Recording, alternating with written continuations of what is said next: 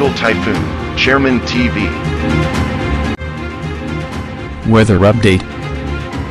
Helping homeless people. Please subscribe.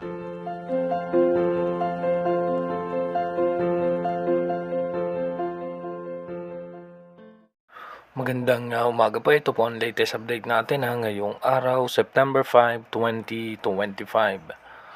Patuloy pong umiiral sa ating bansa yung southwest monsoon o yung habagat na nagdudulot nga po yan ng pagulan dito nga po sa may western section nga po ng Luzon, kasama rin po ang southern Luzon, including Metro Manila ay makakaranas nga po ng mga pagulan.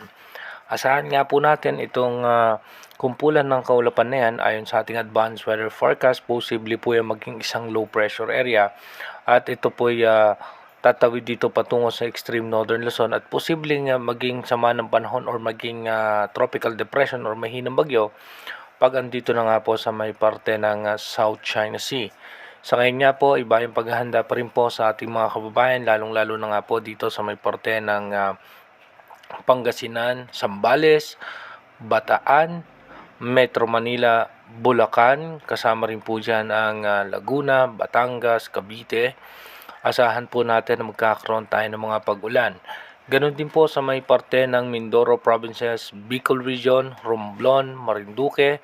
Asahan din po natin magkakaroon ng mga biglaang pagbuhos ng pag-ulan.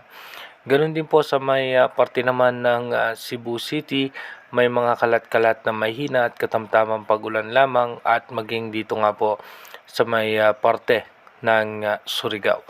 Magiging maayos at maganda naman ang lagay ng panahon ng ilang bahaging parte ng Mindanao at maging sa Palawan. Dumako na nga po tayo sa ating advanced weather forecast. Dito po sa ating advanced weather forecast, bukas nga po September 6, expected nga po natin magiging low pressure area itong mga cloud cluster at pagdating nga po ng September 7, ito po ay nasa parte ng western section ng extreme northern Luzon at asahan natin magiging maulan nga po itong parte ng western section ng Luzon. Pagdating naman po ng September 8, posible po maging bagyo yan pero nasa labas po ng ating Philippine Area of Responsibility. Pagdating naman po ng September 9, magiging maayos at maganda naman po ang lagay ng ating panahon at pagdating po ng September 10, wala naman po tayong inaasahan na posibleng malalakas na pagulan. Pagdating naman po ng September 11, expected natin may mga chance ng pagulan sa parte ng Mindanao at ng Visayas at ilang bahagi ng Central Luzon.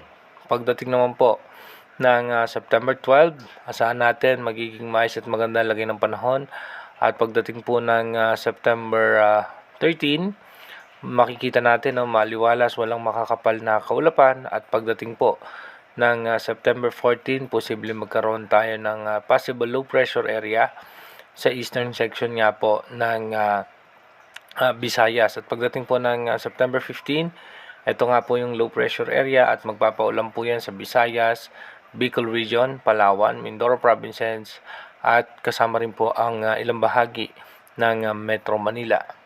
Pagdating naman po ng September 16, ito nga po yung ating low pressure area. Asahan natin magiging maulan sa Palawan, Bicol Region at ilang bahagi ng Visayas.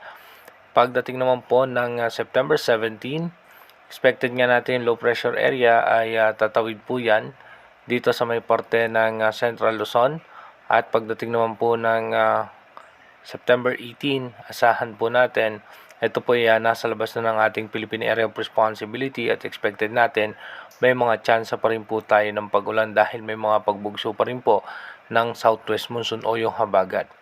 Inuulit ko po, yung ating advanced weather forecast is possible scenario pa lamang po yan. Malaki pa rin po ang posibilidad na magbago po lahat yan. Kaya manatili tayong tumutok sa ating advanced weather forecast para malaman natin yung mga posibleng sama ng panahon na makakaapekto sa ating bansa. Mag-iingat po tayo palagi. God bless po sa ating lahat.